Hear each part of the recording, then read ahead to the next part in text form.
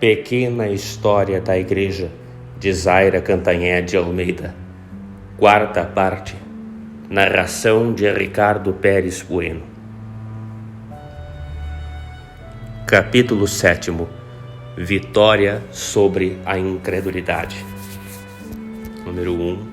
As seitas secretas. Uma outra causa de dissolução começava a surgir nas cidades em princípios do século XVIII. Uma sociedade numerosa e bastante poderosa, agindo nas trevas e por meios desconhecidos de todos, surgia em 1725 com o nome de maçonaria. Esta maçonaria vinha dos protestantes ingleses e até hoje mantém-se em sigilo sobre sua sociedade. Seu mistério não foi ainda penetrado, mas suas finalidades são conhecidas. É a luta contra a Igreja de Cristo, procurando enfraquecer a religião e fomentar entre os povos e as nações as lutas e implantar a anarquia. As piores maçonarias são as que existem nos países latinos, pois são sempre antirreligiosas e sempre antimonárquicas. Diversos papas condenaram a maçonaria por meio de bulas condenatórias, desde Clemente XII em 1738 até Leão XIII em 1884. Da maçonaria, podemos afiançar, derivam todos os erros modernos do comunismo, nazismo e fascismo. Na Itália, a Carbonária foi uma espécie de maçonaria ocasionando os mesmos males. Para contrabalançar todas essas seitas nefastas à religião e às nações, surgiram os grandes santos e santas que iriam auxiliar pelas suas ações, exemplos e obras a Igreja a prosseguir na sua rota invencível. O século XVII viu aparecer São Francisco de Sales, fundador da Ordem das Visitandinas, e São Vicente de Paulo, fundador das Irmãs de Caridade e dos Padres da Missão. São Francisco de Sales foi feito bispo de Grenoble, uma cidade da província francesa da Saboia, quando parecia que o calvinismo estava dominando toda a província. O santo bispo começou a percorrer a sua diocese. Subia as mais altas montanhas, ia a todas as regiões, e pela sua doçura e piedade, em poucos anos, 70.000 hereges se haviam convertido e voltado à Igreja. Gostava muito este prelado das crianças e tinha um especial prazer em lhes ensinar o catecismo. A Ordem da Visitação, fundada por ele, foi uma ordem precursora das Irmãs de Caridade. As religiosas dessa ordem tomaram o nome de Visitandinas e sua fundadora foi Santa Joana de Chantal. São Francisco de Sales foi um escritor notável e é hoje considerado o padroeiro dos escritores católicos. São Vicente de Paulo nasceu de pais pobres e começou a trabalhar guardando os rebanhos. Conseguiu, porém, estudar e foi ordenado padre. Pouco tempo depois da sua ordenação, Vicente foi aprisionado pelos turcos numa viagem por mar. Foi vendido como escravo em Tunis, na África, no mercado de cavalos. São Vicente converteu o seu senhor e os dois juntos fugiram para a França. Foi o fundador das duas congregações mundialmente conhecidas, as Irmãs de Caridade e os Padres da Missão, conhecidos como Lazaristas, pois a casa-mãe dessa ordem chama-se São Lázaro. Vicente de Paulo foi pobre toda a vida, mas sua incansável caridade soube encontrar somas enormes de dinheiro para minorar as misérias dos pobres e infelizes. Mais de 40 milhões de francos foram distribuídos por ele em esmolas, não somente na França, mas em todo o mundo conhecido da época. Foi o benfeitor e pai de todos os desgraçados. Morreu velhinho, com 85 anos, esgotado de tantos trabalhos e sofrimentos e considerando-se o mais inútil dos homens. As irmãs de caridade herdaram o seu infinito amor pela humanidade. Fundadas por Santa Luísa de Marillac e orientadas por São Vicente, essas diletas filhas de tão grandes santos levam a todas as partes do mundo a mais sublime caridade e inesgotável atividade em prol do velho, enfermo, órfão e abandonado. Doentes, presos, órfãos, ignorantes, infiéis, a infância desvalida, a velhice desamparada, encontram nelas a sua providência. Os próprios ateus e incrédulos só têm palavras de admiração por estes anjos de caridade, pela sua coragem e sacrifícios em todos os postos onde se encontram. O grande cardeal francês de Bérulle foi quem instituiu em 1611 na França a Ordem dos Oratorianos. Este prelado foi uma das mais brilhantes personagens da Igreja no século XVII. Os oratorianos, ou padres da Congregação do Oratório, foram fundados no século XVI por São Felipe Neri. Monsenhor Ollier, fundador da Congregação de São Sulpício, ficou célebre pelo talento especial recebido de Deus na formação de seminários. Monsenhor de La Salle, um santo cônego da cidade de Reims, na França, fundou a admirável Ordem dos Irmãos das Escolas Cristãs. Essa ordem se destinou a dar às crianças do povo uma instrução verdadeiramente cristã e útil, baseada na doutrina de Nosso Senhor. Número 2. O filosofismo, a enciclopédia. As ideias ímpias se desenvolvem rapidamente. A impiedade reinava na corte francesa depois da morte de Luís XIV. A Santa Igreja, sempre perseguida pelos inimigos de Cristo, ia agora enfrentar mais uma luta, a do ateísmo. O ateu é a criatura que nega a existência de Deus. Ora, o homem que nega a existência de Deus não quer saber de leis divinas nem de obediência à Santa Igreja. Procura, por todos os meios, afastar as almas do caminho do céu. É uma luta que continua até os nossos dias. A Igreja lutou, como luta nos tempos modernos, com desassombro contra o espírito de impiedade, a falta de crença e o indiferentismo em todos os assuntos espirituais.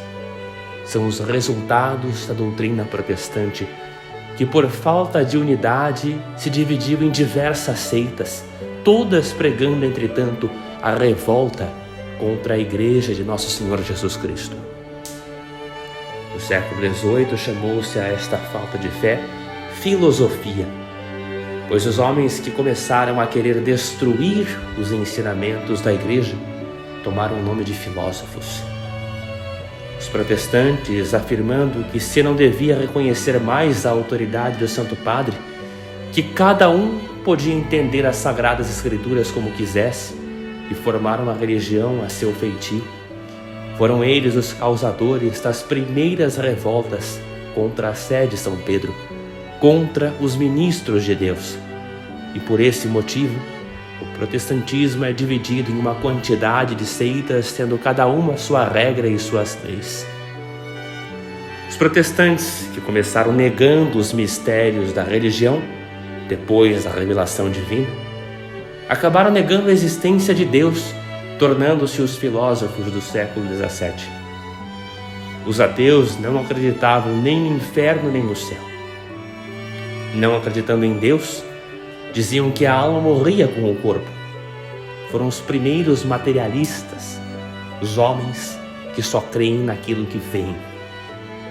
Esta falta de religião veio trazer a série de males dos nossos dias: o comunismo, o nazismo e todas essas ideologias que tendem a adorar o homem. O homem, negando a Deus, nega a sua origem divina e coloca o Estado, o homem, a raça, nos altares para ser adorada, incensada e obedecida. Os resultados funestos do ateísmo do século XVIII colhemos nós nos tempos presentes. A enciclopédia foi uma obra escrita por homens ateus, tais como o matemático d'Alembert e Diderot, revolucionário francês, que procuravam ensinar ao povo todas as ideias contrárias à doutrina do Divino Mestre e de sua igreja. A luta principal dos ateus dessa época foi movida contra os jesuítas, chamados pelo inimigo da fé Regimento de Guardas do Papa. Por este motivo, levantaram questões sobre o ensino dos seus colégios. Foram caluniados vilmente, e estes santos padres foram expulsos sucessivamente da França, de Portugal, Espanha e Áustria. O mundo esqueceu-se que Nosso Senhor havia prometido que estaria com sua igreja até a consumação dos séculos. Supuseram os homens que a nau da Santa Igreja naufragaria, que o catolicismo estava prestes a se findar. Número 3. Revolução Francesa. Quando o Papa Pio VI subiu ao trono pontifical em 1775, as ideias ateístas estavam prontas para ser postas em execução. O imperador da Alemanha, José II, iniciou as perseguições contra os conventos, contra os bens do clero e procurando até governar os direitos da Santa Sé. Pio VI foi a Viena na esperança de modificar os planos do imperador, mas este fez promessas que não tinha a menor intenção de cumprir e que realmente nunca cumpriu. Na França, os princípios falsos destas doutrinas iriam fazer um mal terrível, preparando a Revolução Francesa, que transformou a França num rio de sangue. O clero francês e o povo francês se mantiveram unidos à igreja, sofreram perseguições horrorosas, houve massacres, mas os fiéis permaneceram firmes aos ensinamentos da igreja. Os próprios revolucionários admiravam a coragem e a constância dos sacerdotes e religiosos franceses. Um célebre político disse dessas vítimas da religião: "Tiramos deles todo o dinheiro, mas estes homens conservaram sua honra." A Revolução Francesa perseguiu tenazmente a religião. Porém, os bispos franceses, com a exceção de 4 prelados, mantiveram-se na mais estreita união com o papado. Pio VI publicou uma bula onde se viam muito claramente os erros dos bispos e padres que juraram a Constituição Civil do clero da França, como ficou sendo chamada a lei que procurou separar o povo e o clero francês da Santa Sé. Houve matanças terríveis em todo o país. No convento dos Carmelitas em Paris, quase todos os padres foram assassinados.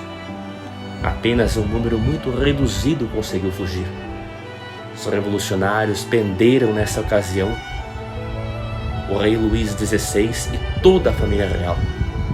O rei foi guilhotinado em 1793 e pouco tempo depois a rainha Maria Antonieta subiu ao cadafalso e foi guilhotinada. Aos olhos dos homens sem fé parecia que Deus estava vencido. As igrejas foram transformadas em templos pagãos onde era adorada a deusa Razão. A Itália foi conquistada pelo general Bonaparte e o Papa Pio VI feito prisioneiro. O soberano pontífice foi levado de cidade em cidade até Valença, na França. Lá, devido à sua extrema fraqueza, morreu no dia 29 de agosto de 1799. Com a morte do Santo Padre, a impiedade exultou.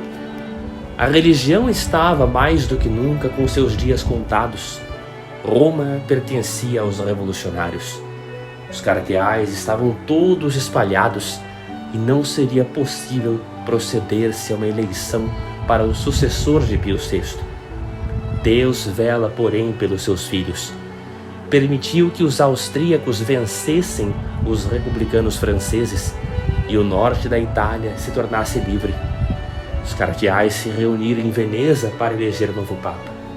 O conclave, isto é, a reunião de cardeais para proceder à eleição do papa, teve lugar no mosteiro de São Jorge Maior.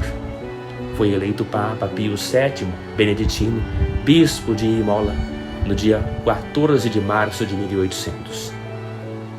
Em 1801, Pio VII fez uma concordata com o general Bonaparte, que se tornara primeiro cônsul da República Francesa. Neste tratado ou concordata, ficou estabelecido que o culto católico teria liberdade de ser praticado na França. As igrejas foram reabertas e os sacerdotes que haviam escapado ao massacre geral voltaram a ensinar e a pregar a palavra de Deus. Pio VII, para mostrar a boa vontade que tivera com o primeiro cônsul Bonaparte, não hesitou em vir sagrá-lo imperador dos franceses. O imperador Napoleão foi solenemente sagrado em 1804 em Paris, na Catedral de Notre-Dame. Este homem, Napoleão Bonaparte, havia sido o instrumento escolhido por Deus para dar liberdade à religião católica na França.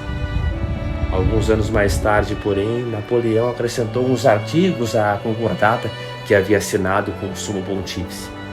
Pio VII não podia admitir essas novas ordens. Recomeçaram as lutas, e como o vigário de Cristo se recusasse a obedecer às novas decisões imperiais, os soldados franceses tomaram a cidade de Roma e o Santo Padre foi levado prisioneiro para Savona, perto de Gênova, na Itália.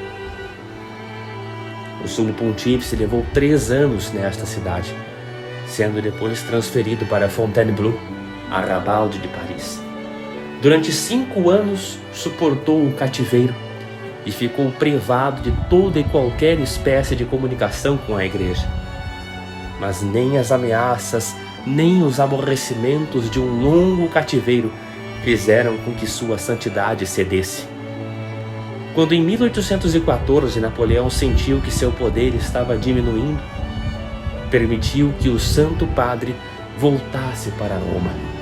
E ele, o orgulhoso monarca, no próprio palácio onde mantivera preso o representante de Deus, foi obrigado a abdicar no mesmo ano, em 1814. Pio VII foi recebido com grandes demonstrações de alegria em Roma. Com a queda definitiva de Napoleão, os reis e príncipes da Europa, depois da reunião do Congresso de Viena, entregaram novamente ao soberano pontífice todos os bens temporais da Santa Sé. Este Papa teve um dos mais longos pontificados na história da Igreja. Criou novos bispados dos Estados Unidos, onde o número de católicos aumentava de ano para ano. Foi durante o seu governo que se fundou a maravilhosa obra da Associação da Propagação da Fé na cidade de Lyon, na França. Pio VII governou mais de 23 anos. Restabeleceu os jesuítas em todos os países da Europa de onde haviam sido expulsos. Fez diversas concordatas com nações protestantes e reformou várias disciplinas da Igreja. No seu pontificado recomeçaram as missões na China e na Coreia. Morreu este grande Papa no dia 20 de agosto de 1823, com a idade de 80 anos. Leão XII, sucessor de Pio VII, esteve no trono pontifical apenas 6 anos. Ocupou-se especialmente dos católicos da Irlanda e da Bélgica, pois ambos estes países eram sujeitos a reis protestantes. Embelezou a cidade de Roma e auxiliou as ciências e as artes. Seu sucessor, o Papa Pio VIII, teve apenas 2 anos de pontificado. Publicou uma encíclica onde apresentou os perigos que ameaçavam a Europa, aumentados diariamente pela indiferença religiosa, a propagação dos maus livros e jornais e as sociedades que conspiravam contra os governos constituídos. A Revolução de Julho de 1830 na França veio provar com bastante força a razão dos avisos e conselhos do Santo Padre. Pio VIII foi sucedido por Gregório XVI, que enfrentou todos os perigos que surgiram para a Santa Sé com as revoluções em diversos países da Europa. Foi um grande sábio e de uma extraordinária piedade. Vivia sempre rezando e fazendo mortificações constantes. Teve o desgosto de assistir à perseguição dos católicos poloneses feita pelos russos. Presenciou, porém, na França, a volta das ordens religiosas. Os frades dominicanos, com o grande pregador Lacordaire, os beneditinos, com Dom Guéranger, tomaram novamente os seus lugares. Gregório XVI assistiu ao desabrochar de novas ordens religiosas que vinham continuar a tarefa de difundir o reino de Cristo. A obra da propagação da fé continuava sempre em ascensão, levando aos missionários o auxílio dos católicos de todas as partes do mundo. Durante este pontificado, os católicos ingleses e irlandeses obtiveram a liberdade de praticar o culto católico, e essa foi uma das maiores alegrias do Santo Padre. As ordens femininas na França continuaram a se multiplicar, surgindo as novas religiosas do Sagrado Coração, as Ursulinas, as Irmãs de Santana, as Dominicanas, as Clarissas, Irmãs do Bom Pastor, Sacramentinas, Nossa Senhora de Sião, Beneditinas, para citar somente as mais conhecidas entre nós. Entre as ordens religiosas masculinas, citemos algumas: maristas, dominicanos, trapistas, franciscanos, missionários africanos, carmelitas descalços, capuchinhos, sagrados corações, salesianos, premonstratenses e inúmeras ordens religiosas que mais tarde conheceremos. Gregório XVI morreu antes de ver esta bela floração da Igreja, mas suas bênçãos e sua solicitude paternal acompanharam muitas delas desde suas origens. Número 4. O liberalismo. Pio IX e o Concílio do Vaticano. Os sílabos. O pontificado de Pio IX, que foi o maior pontificado da história da Igreja, pois durou 32 anos, teve sua luta contra as ideias revolucionárias que se intitularam de ideias liberais, formando o Partido Liberal não só na França, mas influenciando o mundo inteiro. O Partido Liberal abriu luta contra a Igreja. Na Itália, as sociedades secretas se alastravam por toda a parte. Apesar de todas essas lutas, o Santo Padre teve o consolo de ver os progressos da religião católica na Inglaterra, criando neste país uma sé metropolitana e 12 bispados. Em diversas nações protestantes, tais como a Holanda e os Estados Unidos, foram criados bispados e houve um grande número de conversões de homens ilustres para o catolicismo. No dia 8 de dezembro de 1854, o Papa Pio IX proclamou solenemente em Roma o dogma da Imaculada Conceição de Maria Santíssima, depois de haver verificado por meio de cartas recebidas de todos os bispos do mundo católico que esta era a crença universal de toda a Igreja em todos os recantos do mundo. Na Bélgica, os católicos lutavam corajosamente pela liberdade religiosa. Com as esmolas de todos os fiéis, mantinham os católicos belgas a célebre Universidade de Louvain. Em toda a Europa, o catolicismo lutava e vencia as maiores oposições, pois Deus vencerá sempre. Pio IX publicou a encíclica Quanta Cura e os sílabos. Esta encíclica chama a atenção do mundo cristão para os 3 pontos que são as fontes dos males que perturbam a Igreja: as pretensões dos governos em querer submeter a Igreja à autoridade civil, o liberalismo que ensina que os homens devem ser governados sem religião, e as revoluções que dizem ser a lei suprema e universal ditada pela vontade do povo.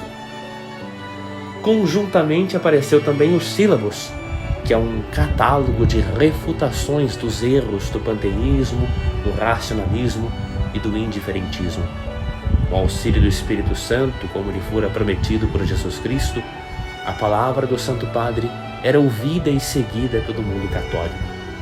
Pio IX reuniu os bispos para o 19º Concílio Ecumênico. Este concílio iniciou-se no dia 8 de dezembro de 1869 no Vaticano. Houve 69 sessões e achavam-se presentes nesta reunião 747 dignitários. No Concílio do Vaticano foi declarada dogma de fé a infalibilidade do Papa. Infalibilidade quer dizer que o Santo Padre não erra quando define qualquer questão de fé ou quando fala sobre os costumes da sociedade humana. Este dogma de fé foi declarado no dia 18 de julho de 1870. Devido à Guerra Franco-Prussiana que irrompeu na Europa, o Santo Padre suspendeu este concílio em 20 de outubro de 1870 e até os nossos dias está suspenso. A unificação da Itália foi feita durante o pontificado de Pio IX, sendo retiradas pelo governo italiano as terras que formavam o patrimônio de São Pedro. Essas terras pertenciam à Igreja desde o tempo de Carlos Magno, no século IX, por doação deste imperador. Pio IX retirou-se para o Palácio do Vaticano, onde morreu, considerando-se prisioneiro em 7 de fevereiro de 1878.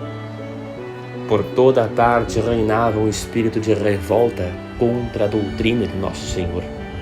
A França, considerada a filha primogênita da Igreja, tornara-se uma nação governada por homens esquecidos de Deus e de seus ensinamentos. Fizera-se inimiga da Igreja. Capítulo 8. Vitória da Igreja em nossos tempos. Número 1. Renovação intelectual e social. Leão XIII. Com a morte de Pio IX, o conclave elegeu o novo Papa depois de 2 dias apenas de sessões. Foi eleito o cardeal Joaquim Pet, que tomou o nome de Leão XIII e governou a Igreja durante 25 anos. Leão XIII era um homem de profunda ciência e de uma piedade fervorosa. Ajudou e deu um grande impulso aos estudos eclesiásticos. Criou seminários em todo o mundo e viu durante o seu pontificado espalhar-se pelo universo o reino de Cristo. Nesse tempo começaram as conversões dos judeus. O padre Ratisbon, judeu convertido, fundador da Ordem dos Religiosos e Religiosas de Nossa Senhora de Sião, muito contribuiu para este fim. Assistiu ao florescimento da obra da propagação da fé, levando o auxílio às regiões mais afastadas do globo. Auxiliou os seminários, vendo-os progredir em todas as nações, mesmo nos países protestantes. Este grande pontífice deixou várias encíclicas. A mais célebre é a Rerum Novarum, onde o Vigário de Cristo mostra soluções cristãs para a questão social, a santidade do matrimônio, os direitos da propriedade individual. Esta encíclica é uma reunião de sábios conselhos para a felicidade espiritual e temporal dos homens. Muito tem a sociedade a lucrar na aplicação das regras desta encíclica. 2. A restauração da vida cristã, Pio X. O Papa Leão XIII morreu no ano de 1903 e seu sucessor, o Papa Pio X, é chamado o Papa da Comunhão Diária. Introduziu o hábito da comunhão cotidiana, permitiu que as crianças se aproximassem da mesa eucarística assim que tivessem conhecimento do sacramento da Eucaristia. Revigorou o ensino do catecismo, deixando sábias lições na sua encíclica Acer Bonimis. continuou a considerar-se prisioneiro como seus antecessores. Animou e encorajou os cientistas nas suas pesquisas para a obtenção de resultados certos, pois não há nada a temer das doutrinas reveladas. Condenou todos os erros modernistas que queriam dizer que a ciência está em oposição com a religião. A encíclica Pascendi condenou o modernismo, demonstrando a perfeita coerência entre a ciência e a fé. Pio X governou a Santa Sé até o ano de 1914. Teve o desgosto de assistir ao rompimento da Primeira Guerra Mundial e de ver que seus apelos para evitar tamanha calamidade entre os homens não foram atendidos.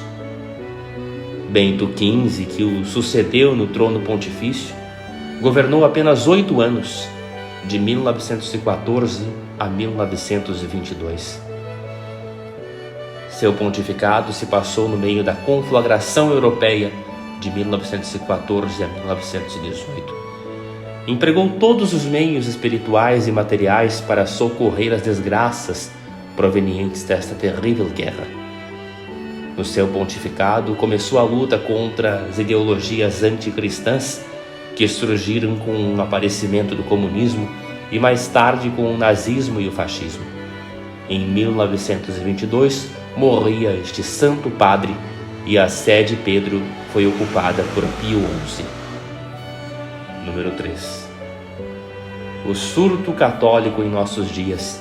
Missões, ação católica, liturgia, Pio XI. Este magno pontífice foi um dos maiores homens deste século. É considerado o Papa das missões e da ação católica, pois as missões e a ação católica tiveram um progresso realmente abençoado e fecundo. Fundaram-se os seminários indígenas em todos os países de missões. Houve congressos eucarísticos internacionais grandiosos. Foram criados diversos cardinalatos. O Brasil já havia recebido seu primeiro cardeal no pontificado de Pio X, na pessoa do cardeal Arco Verde. Em 1930 recebeu o chapéu cardinalício Dom Sebastião Neme, saudoso arcebispo do Rio de Janeiro, falecido em 17 de outubro de 1942.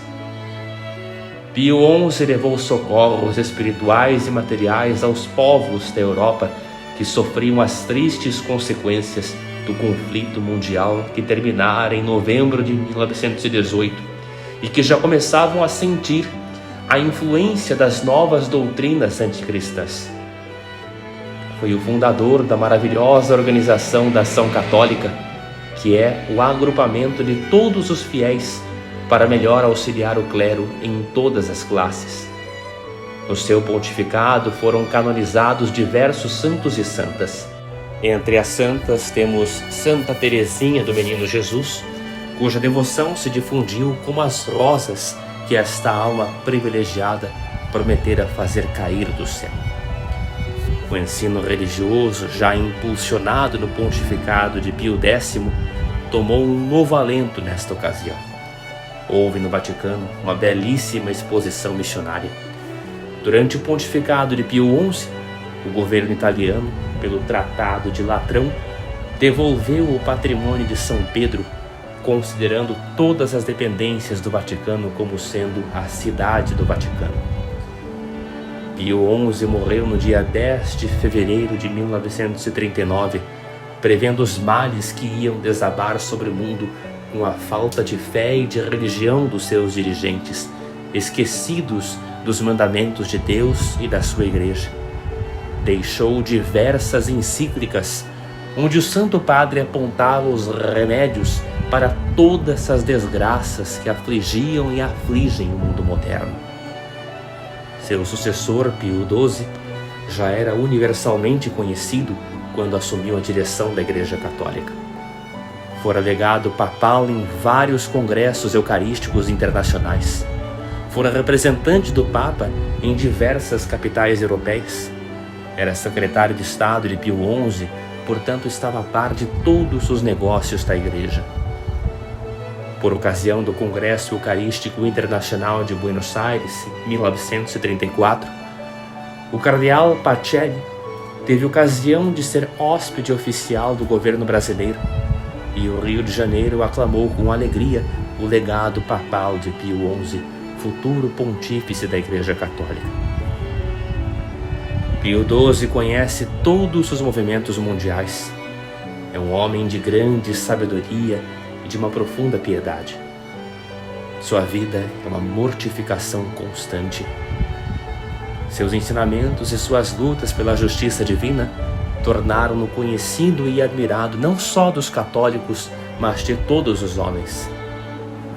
Durante seu pontificado, o Brasil teve a honra de merecer mais 2 cardeais: Dom Carmelo Vasconcelos Mota, arcebispo de São Paulo, em 1946, e Dom Augusto Álvaro da Silva, arcebispo da Bahia e primaz do Brasil, em 1952.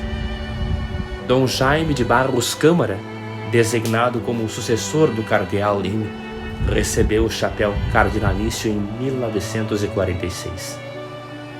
Este mesmo pontífice criou no Brasil várias novas dioceses e prelazias nas regiões missionárias. As missões foram sempre a grande preocupação dos vigários de Cristo. Quando o protestantismo invadiu as nações outrora católicas, Deus permitiu as descobertas de novas terras e novos povos que iriam aumentar o número de fiéis. O século XVI, século de homens santos, tais como Inácio de Loyola, Francisco Xavier, assistiu ao florescimento das missões católicas. Os muçulmanos haviam conquistado a África, e este continente, outrora cristão, achava-se reduzido ao paganismo e ao jugo sarraceno. Possuía, todavia, um pequeno e reduzido grupo de missões. A obra de resgate de cativos, fundada por São João da Mata, nunca deixou de prosperar. Os países europeus enviavam sempre seus missionários a essas terras africanas. Luís XIV, rei da França, sustentou as missões do Oriente e mandou apóstolos para a conquista cristã do Senegal, na África Equatorial. Até os nossos dias, as Ilhas da Madeira, as Canárias e as Ilhas do Cabo Verde são católicas, possuindo alguns bispados. A Etiópia ou Abissínia acolheu os missionários católicos com toda a docilidade. Os franciscanos tiveram, durante longos anos, uma feliz e fecunda missão neste país, até o ano de 1700, quando um rei impostor mandou parar este apostolado cristão. Felizmente, a conquista da Argélia ao norte da África pelos franceses muito contribuiu para que a Abissínia continuasse sendo catequizada. A religião continuava fazendo grandes progressos nos países que se haviam separado de Roma. Nas novas terras descobertas, onde imperava o paganismo, enfim, em todas as partes do mundo, a palavra divina era pregada. Um número infindo de missionários e missionárias, vencendo as canseiras, os perigos, os rigores dos frios excessivos ou o calor abrasador, partia para levar a boa nova dos evangelhos, como lhes fora mandado por Cristo. Missões nas Américas. O continente americano, descoberto por um dos maiores homens da Idade Média, grande servidor de Deus, Cristóvão Colombo, seria um campo promissor da catequese cristã. As riquezas do Novo Mundo, principalmente o ouro e a prata, atraíram no começo uma multidão de aventureiros espanhóis. A maioria era composta por homens sem moral, sem religião. Mas junto com esses homens vieram os nossos primeiros apóstolos que implantaram nas Américas a civilização cristã. Foram os denodados missionários que trouxeram aos nossos índios as graças inefáveis da doutrina de Cristo e a proteção maternal da Santa Igreja. Na nossa terra, que teve como primeiro nome o de Terra de Santa Cruz, encontramos logo os nomes dos padres Anchieta e Nóbrega, jesuítas portugueses que passaram suas longas vidas evangelizando e lançando as raízes da Igreja de Cristo no Brasil. O Papa José de Anchieta é, para nós brasileiros, uma notável figura. Estudou a língua tupi, que era o idioma mais comum entre os nossos índios, e compôs cânticos a Nossa Senhora nesta língua. Escreveu também um catecismo e uma gramática em língua tupi. Evangelizou os indígenas da terra brasileira desde as margens do Espírito Santo, Rio de Janeiro e São Paulo. Construiu muitas igrejas nesses 3 estados e soube implantar, secundado pelo padre Manuel da Nóbrega, a religião cristã, que até hoje tanta influência tem na nossa formação.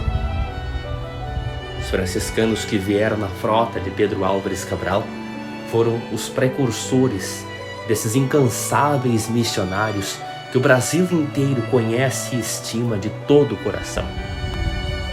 Nos dias que correm, seguindo as pegadas do insigne apóstolo das selvas brasileiras, José de Anchieta, continuam os intrépidos discípulos de Cristo a levar a palavra divina através do nosso vasto território. Jesuítas, franciscanos, dominicanos, salesianos e todas as ordens missionárias atravessam os rios, penetram nas florestas, galgam montanhas, sofrendo as maiores vicissitudes, mas trabalhando até a morte na grandiosa obra da civilização e do progresso cristãos.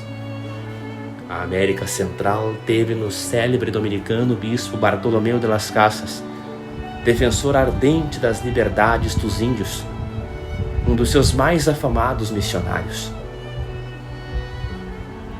Passou 50 anos trabalhando para a conversão dos indígenas, e sua memória é venerada na igreja. Na América do Sul encontramos as célebres reduções do Paraguai. Esses aldeamentos dos índios formados pelos jesuítas foram modelos de uma perfeita organização cristã e a formação do povo paraguaio. Mas, com a expulsão dos jesuítas em 1767 das reduções, os índios paraguaios caíram nas mãos dos ferozes conquistadores. O anticristianismo destruiu uma das mais belas obras de organização social cristã, sem saber criar até hoje nenhuma outra obra nesse gênero. Na América do Norte, nos Estados Unidos e no Canadá, o Evangelho foi pregado aos peles vermelhas, os indígenas mais bárbaros e selvagens de todo o continente, por dedicados missionários jesuítas. Os índios iroqueses, tidos como os mais ferozes, ao se converterem, tornaram-se verdadeiros exemplos de santidade evangélica. No ano de 1600 nascia a primeira santinha americana, uma jovem índia, Catarina Tecawita. Essa jovem iroquesa tornar-se-ia conhecida pela pureza e santidade de sua vida.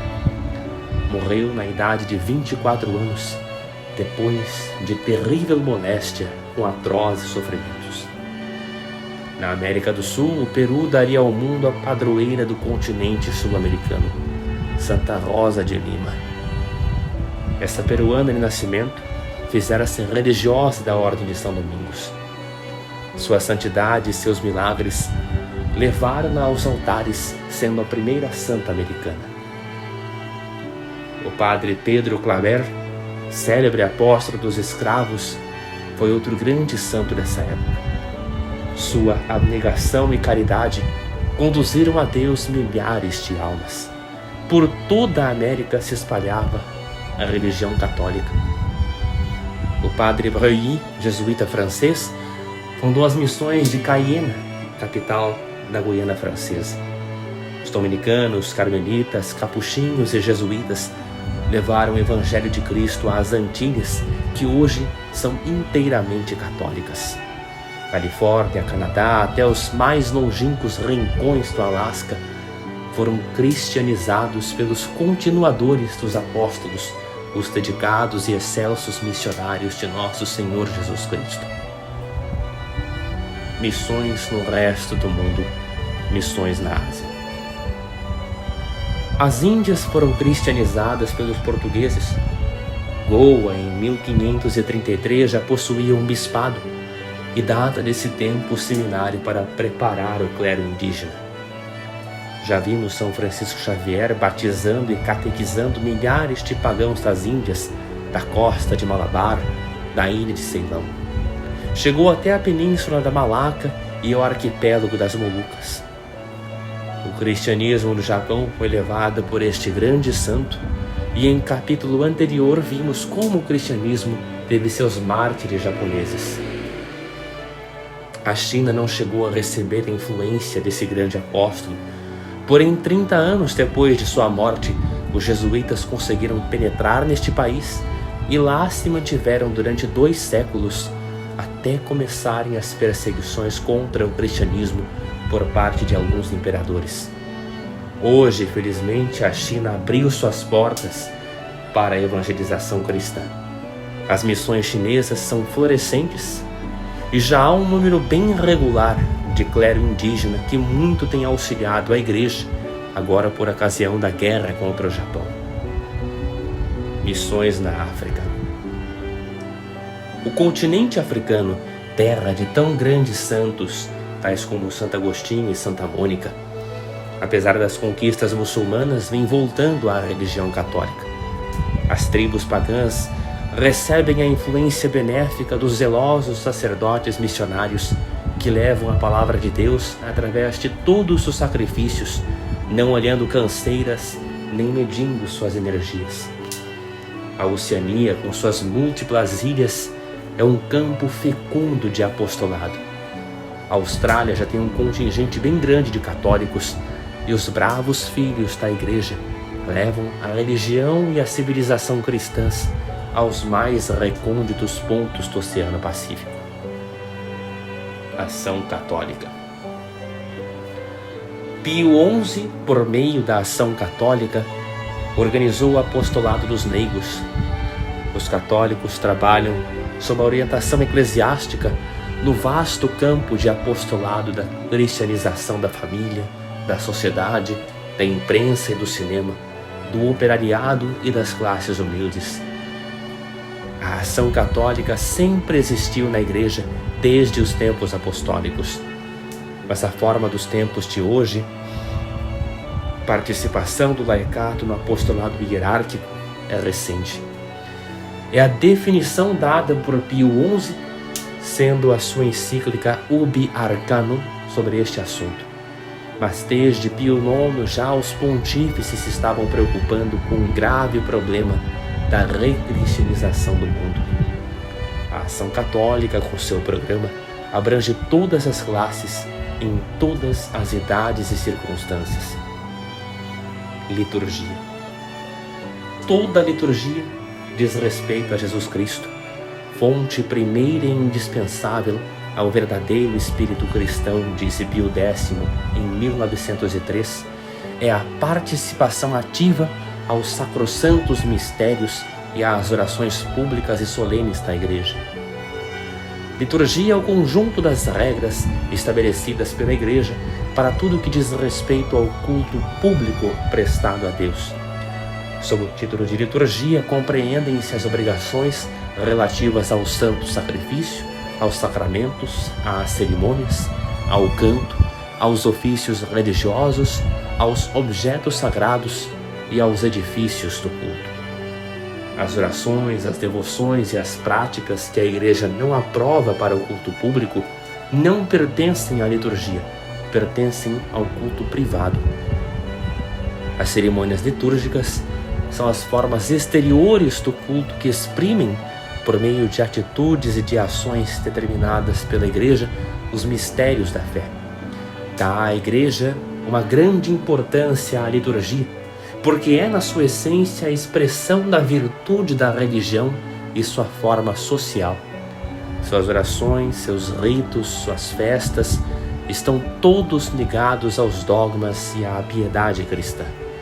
Ocupam um lugar muito importante, tanto na vida oficial da igreja, como na vida de cada um de nós. O sacerdote vive a liturgia.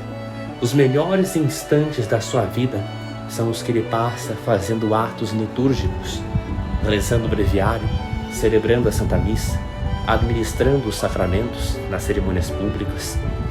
Na sua vida interior encontra verdadeiros tesouros espirituais no estudo dos ritos simbólicos e na meditação e nas orações da igreja.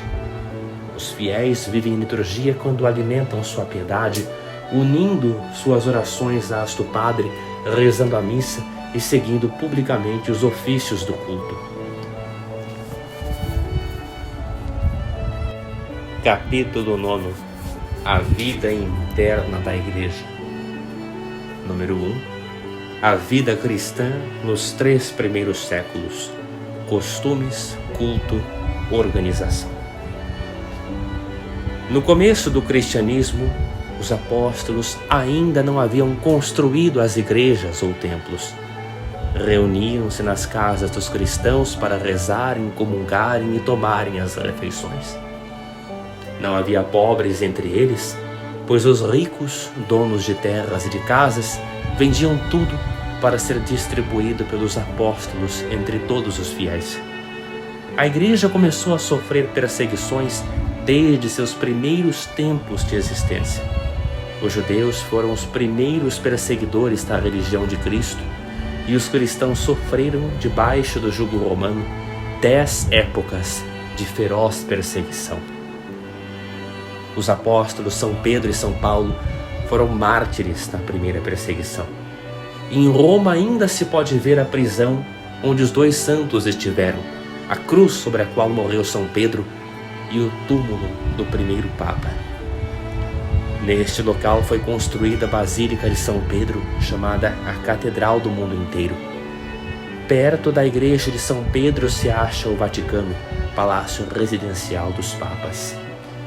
Os primeiros cristãos de Roma reuniam-se nas catacumbas subterrâneos da cidade.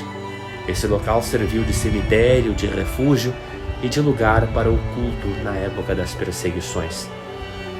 Aí os cristãos rezavam em comum, observavam as regras do culto, celebravam o santo sacrifício da missa em cima do túmulo de mártir que servia de altar. Foi encontrado nas catacumbas um grande número de esculturas e de pinturas que exprimem os dogmas cristãos sob formas simbólicas e alegóricas. No começo, a maioria dos lugares de sepultura, de refúgio e de culto pertencia aos patrícios romanos. Foi por espírito de caridade que estes últimos, nas horas perigosas das perseguições, davam asilo aos seus irmãos de fé nas suas propriedades funerárias. Uma parte dos terrenos das catacumbas foi sucessivamente doada à igreja. Depois do Edito de Milão, os fiéis começaram a se reunir nas basílicas, nomes que as igrejas primitivas tiveram. A palavra basílica vem do grego e quer dizer casa real. O título de basílica é reservado às igrejas mais importantes, tais como São Pedro em Roma e São João de Latrão. Este título ainda hoje só é dado a uma igreja ou a um santuário afamado por uma concessão especial do Santo Padre. A organização da igreja data desde sua fundação. São Pedro foi seu primeiro chefe, com todos os poderes dados por nosso Senhor Jesus Cristo. Nos tempos primitivos existiam os presbíteros e diáconos. A palavra presbítero queria dizer não apenas o simples sacerdote, como nos dias que passam, mas o bispo, designando dignidades e poderes. Em meados do século II apareceram os subdiáconos, que auxiliavam os diáconos, que por sua vez eram os ajudantes dos bispos. Conforme as necessidades, iam sendo instituídas ordens menores. Existiram também as diaconisas, mencionadas por São Paulo, mas nunca receberam ordem alguma e aos poucos, nos séculos IV e V, foram desaparecendo. O celibato sempre foi guardado pelo clero superior, mesmo no princípio, quando não havia lei sobre este assunto. Há diversas hierarquias na igreja, sendo o bispo o governador de uma parte da igreja que se acha sob sua jurisdição. O bispo consagra os santos óleos, as igrejas e os altares, sagra os reis, impõe o sacramento da ordem e assiste aos concílios gerais com voz deliberativa.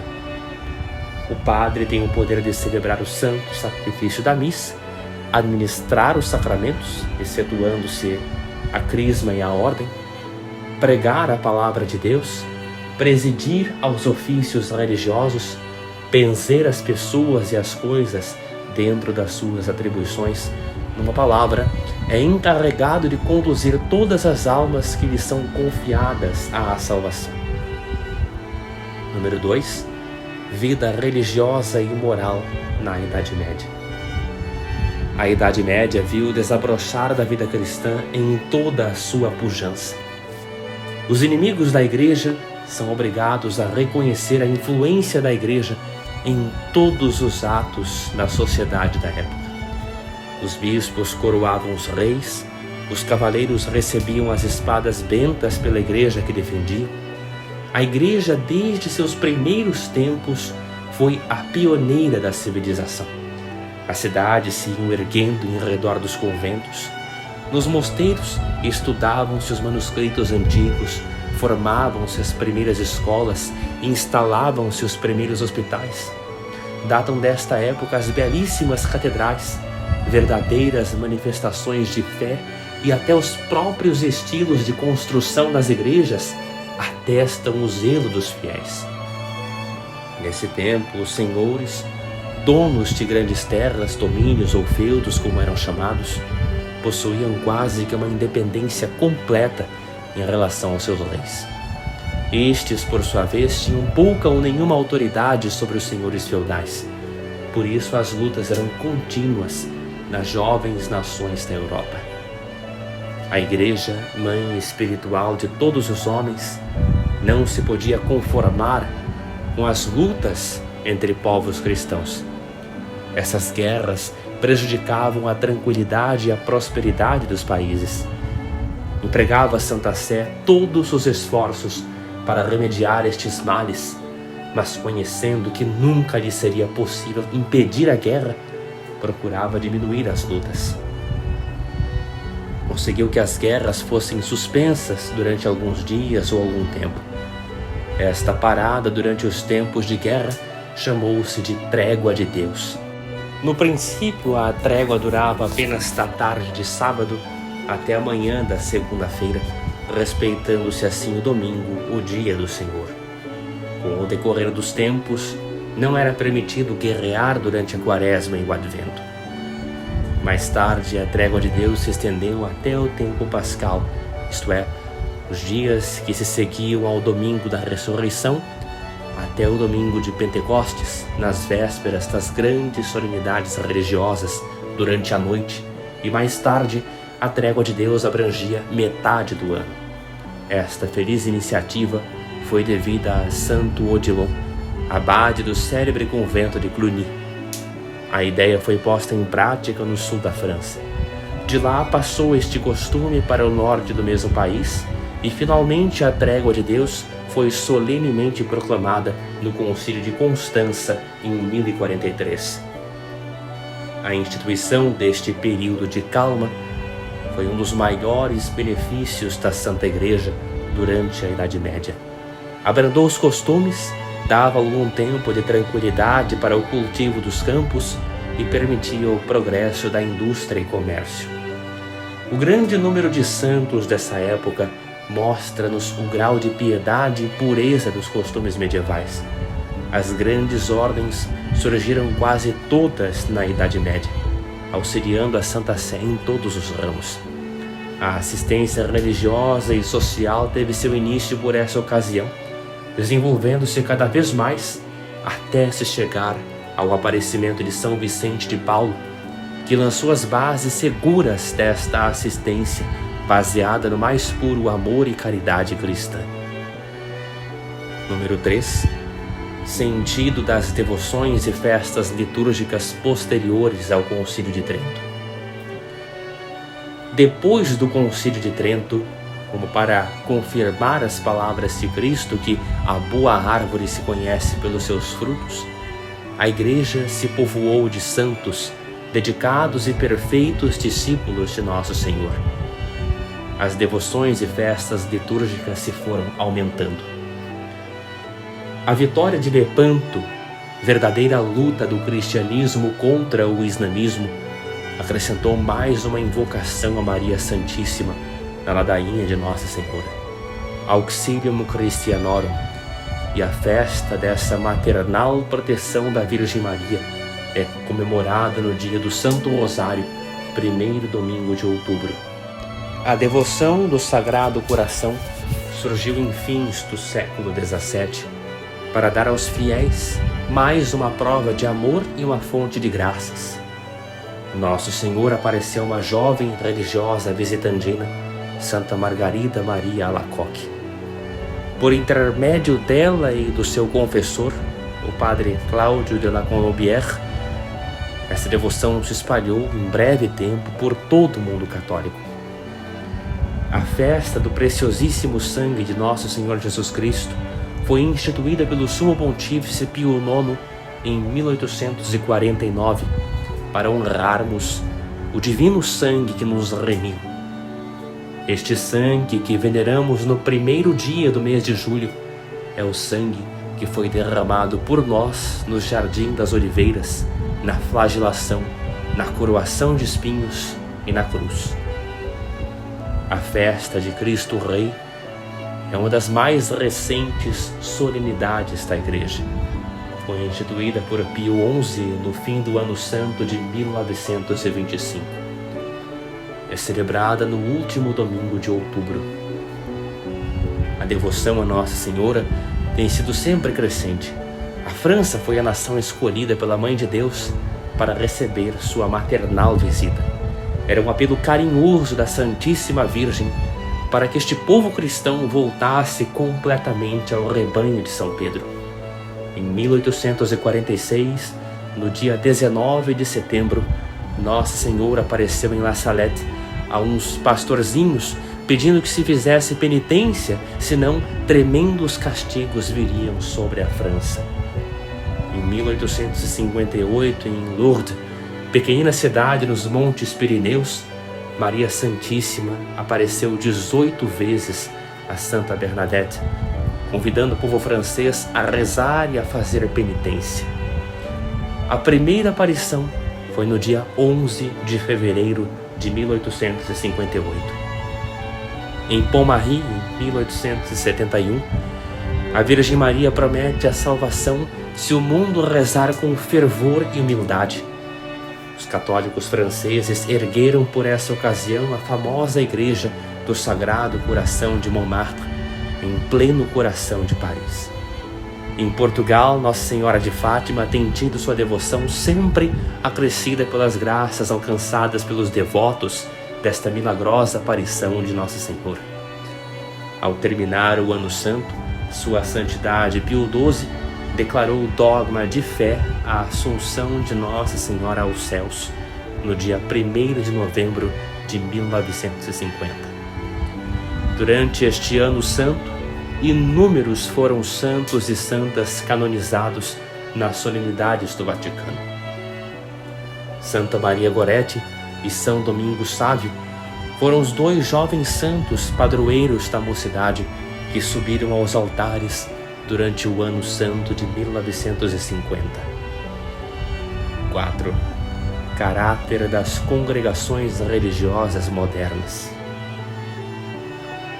Os séculos 19 e 20 têm continuado a trilhar a mesma senda no sentido de auxílio completo à Igreja por meio das suas congregações. A Igreja de Nosso Senhor Jesus Cristo tem a mesma pujança, lutando e vencendo pela causa de Deus. A criação de novos institutos religiosos, a canonização de santos vem mostrar bem claramente que Deus está com sua igreja até o fim dos tempos. As missões da América do Sul e da Oceania estão entregues às ordens dos Sagrados Corações ou Congregação de Picpus e dos Padres Maristas, que dirigem colégios, seminários e missões. Os padres das missões africanas se dedicam exclusivamente a evangelizar os negros, tendo como fundador Monsenhor Bresilac, vigário apostólico de Coimbatore. O norte da África possui a Ordem dos Padres Brancos, ramo dos trapistas, que tem procurado trazer para a sede São Pedro as almas dos maometanos, dando-lhes a luz do cristianismo e as vantagens do progresso cristão.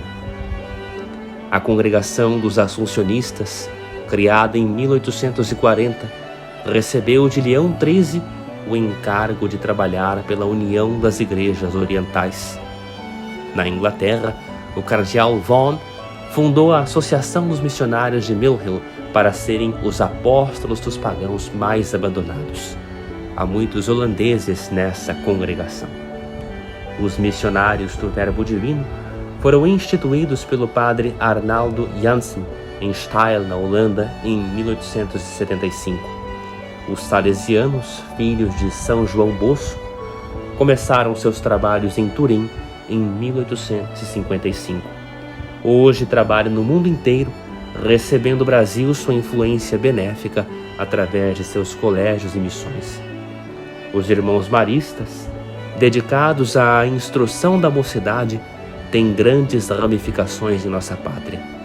Foram fundados pelo padre Marcelino Champagnat em 1817. Santa Madalena Sofia Barra, fundadora da Associação das Damas do Sagrado Coração, é venerada pelos seus colégios dedicados à mocidade feminina. As irmãs de São José de Cluny datam de 1819.